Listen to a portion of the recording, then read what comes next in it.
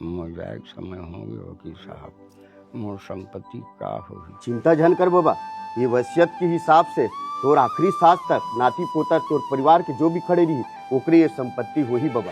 चिंता मत कर, फिकर करे कोई बात नहीं। हेलो हेलो कहाँ भैया? या हमन तो कमाए खाए बर बाहर आ गए हन गा। अरे तोर बाबूजी की तबीयत खराब है। अब मरन दे साले ला हमर बारे में नहीं सोचत, हमन काबर ओकर बारे में सोचबो जी। अरे वसीयत में लिखा है हाँ जे है ओकर तीर में खड़े रही आखिरी सांस तक ओकरे नाम में हो जाई संपत्ति है।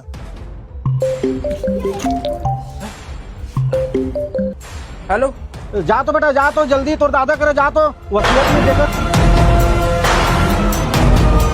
हाँ ले जा तुम जा। आओ शबाक हे दे लइका से बियाह साले। हाँ ठीक है ठीक है ठीक है दादा। तोर पापा कहाँ है बेटा? उमन कमाए खाबर के है दादा हैं तेकर से मैं आया हूँ। बने हो ना राजा हैं? कहोगे जाओ अपन अपन पापा बुलाओ। हेलो हाँ हो गया बेटा काम। अरे पापा ये सारा रे पत्ती हमारे हो गई।